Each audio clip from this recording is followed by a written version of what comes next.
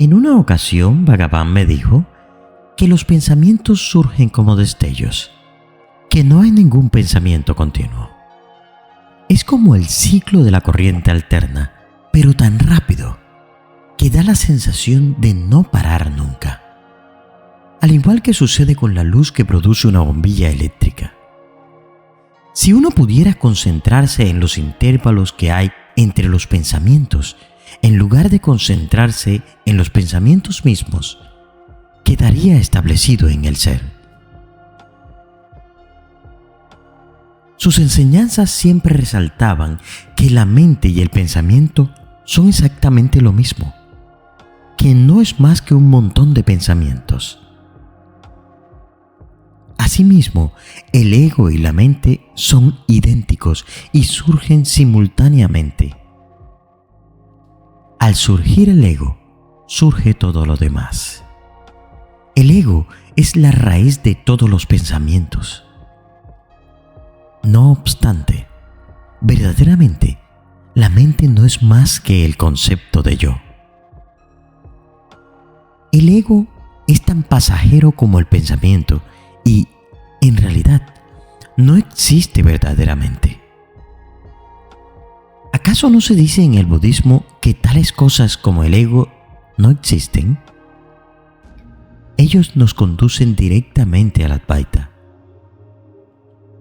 Ahora bien, el Advaita no es lo mismo que se suele entender por monismo, y tampoco constituye un eslogan para evitar dificultades. Obviamente significa no dos, pero esto no equivale a decir uno, aunque el pensador poco avesado le cueste ver las diferencias.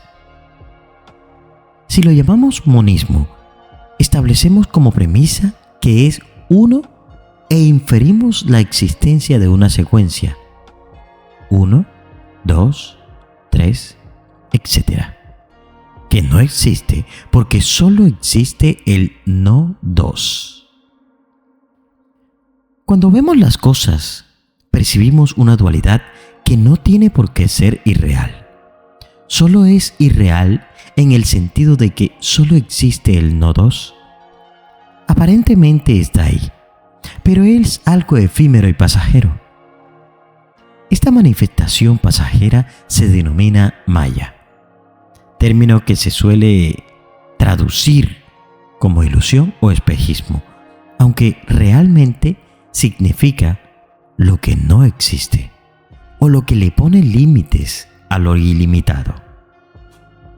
De hecho, todo aquello que percibimos a través de los sentidos está en la mente. Los sentidos son un mero instrumento de la mente. La verdad es que no existe tal ilusión, sino lo transitorio. La misma verdad existe en el trasfondo de todo. Entonces, ¿cuál es la solución si nada es permanente y solo es apariencia? Bhagavan explicaba que esta idea también se aplica a nuestro cuerpo y nuestro ego, a los cuales nosotros damos la máxima importancia y que, no obstante, son considerados meras sombras efímeras. Sin embargo, no hay razón para desanimarse, ya que hasta detrás de las apariencias más efímeras debe existir algo dispuesto a aparecer. Damos un salto porque pensamos que estamos viendo una serpiente. Después advertimos que solo se trata de una cuerda. Aunque la serpiente sea irreal, la cuerda existe. Por tanto, la solución de nuestro acertijo consiste en ir buscando y encontrando lo que hay de permanente detrás de la transitoriedad. Esta era la solución que proponía Bhagavan y que nos enseñó a practicar con su método de autoindagación. Aunque el ego cambie a cada minuto, aunque seamos individuos enteramente distintos en cada una de las etapas de la vida, siempre nos acompaña un yo que, obviamente, no es el ego, ya que hemos visto que el ego cambia a cada segundo, mientras que este yo está con nosotros desde siempre como observador. Tenemos que remontarnos hasta su origen y, a través de este método de autoindagación, acabaremos tomando conciencia del ser. Al hablar de Bhagavan y de lo que decía de la sensación de que sus enseñanzas se contradecían, pero esto se debe únicamente a que tenía que hablar desde dos puntos de vista. Su verdadera enseñanza, que nunca se tambaleaba, era que lo único que existe es el ser. Y él veía que todo es exclusivamente eso y nada más. Sin embargo, la mayoría de la gente no estaba preparada para aceptar esta enseñanza y quería que Bhagavan se extendiera más sobre el tema. Por ello, se hacían necesarias algunas explicaciones para las cuales tenía que hablar desde el punto de vista limitado del que preguntaba. Antes se había dicho que Bhagavan nunca impartía enseñanzas sobre la reencarnación. Y eso es cierto, aunque desde nuestro punto de vista la aceptaba, como también la aceptaba Buda, creo yo. ¿Cómo era posible que Bhagavan incluyera la reencarnación entre sus enseñanzas cuando solo veía la unidad? No obstante, en el libro Tolls nos explica que el ego va naciendo en una sucesión de cuerpos porque, mientras persista la idea de individualidad, debe existir alguna forma que ésta adopte hasta que deje de existir el individuo.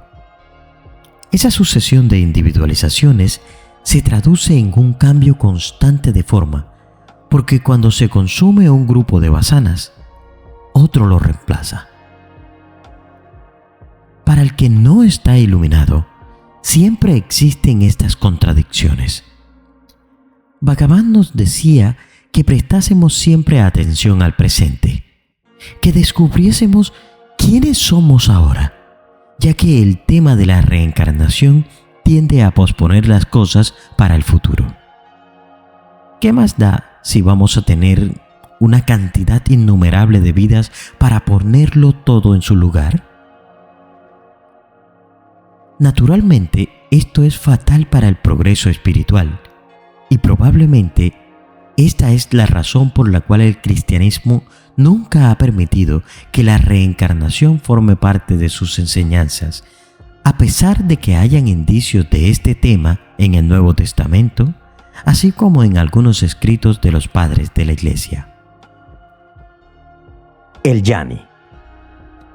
Muchos de los visitantes de Sri Ramana Maharshi parecían tener una insaciable curiosidad sobre el estado de realización de sí mismo, y estaban particularmente interesados en conocer cómo un Jnani se experimenta a sí mismo y el mundo alrededor de él.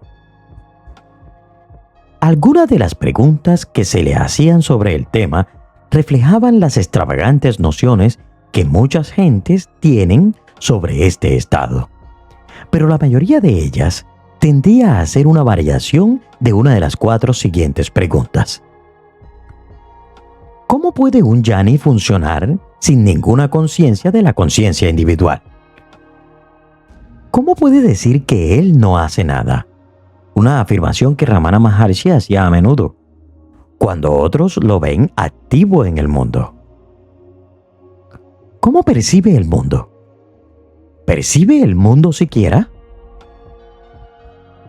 ¿Cómo se relaciona la presencia de pura conciencia del Jnani con los estados alternantes de conciencia del cuerpo-mente experimentados en la vigilia, el sueño y el sueño profundo? La premisa oculta detrás de todas estas preguntas es la creencia de que hay una persona, el Jnani, que experimente un estado que se llama el sí mismo. Esta asunción no es verdadera. Es meramente una construcción mental inventada por aquellos que no han realizado el sí mismo, los ajnanis, para hacerse una idea de la experiencia del Jnani. El uso mismo de la palabra Jnani es un indicativo de esta creencia errónea, puesto que significa literalmente el conocedor de la realidad. El Ayani usa este término debido a que se imagina que el mundo está hecho de buscadores de la realidad y de conocedores de la realidad. La verdad del sí mismo es que no hay ni Yanis ni Ayanis, solamente Jnana. Ramana Maharshi señaló esto tanto directa como indirectamente en muchas ocasiones, pero pocos de sus interlocutores eran capaces de entender, siquiera intelectualmente, las implicaciones de esta afirmación. Debido a esto, usualmente adaptaba sus ideas de tal manera que se conformaban a los prejuicios de sus interlocutores. En la mayoría de las conversaciones de este capítulo, acepta que sus interlocutores percibían una distinción entre Jnani y Ayani, y sin desafiar la base de esa presunción, asume el papel del Jnani e intenta explicar las implicaciones de estar en ese estado. Pregunta: entonces, ¿cuál es la diferencia entre el hombre atrapado y el hombre liberado? El hombre ordinario vive en el cerebro, inconsciente de sí mismo, en el corazón. El Jnana o el Jnani vive en el corazón. Cuando se mueve y trata con los hombres y las cosas, sabe que lo que ve no está separado de la única realidad suprema, el Brahman, el cual él lo ha realizado en el corazón como su propio sí mismo real. ¿Qué hay sobre el hombre ordinario? Acabo de decir que ve las cosas fuera de sí mismo. Está separado del mundo, de su propia verdad más profunda, de la verdad que le soporta y de lo que ve. El hombre que ha realizado la suprema verdad de su propia existencia se da cuenta de que ella es la única realidad suprema que hay detrás de él, detrás del mundo. De hecho, es consciente de lo uno como lo real. El sí mismo en todos los sí mismos, en todas las cosas, eterno e inmutable, en todo lo que es impermanente y mutable.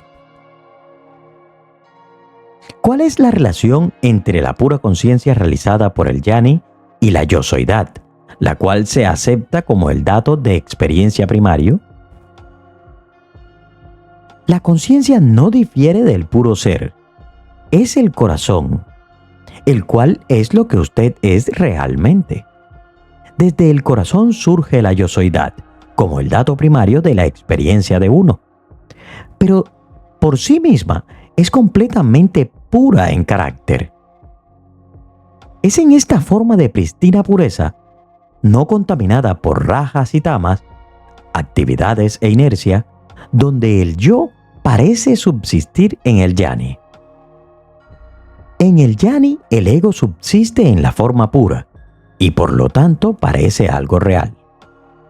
¿Estoy en lo cierto? La existencia del ego en cualquier forma, bien en el Jnani o en el Ayani, es ella misma una experiencia. Pero parece que el Ayani, que está inmerso en el pensamiento engañoso de que el estado de vigilia y el mundo son reales, el ego también parece ser real. Puesto que ve al Jnani actuar como los demás individuos, se siente obligado a postular alguna noción de individualidad con referencia al Jnani también. ¿Cómo funciona entonces el pensamiento yo, el sentido de individualidad, en el Jnani? No funciona en él en absoluto.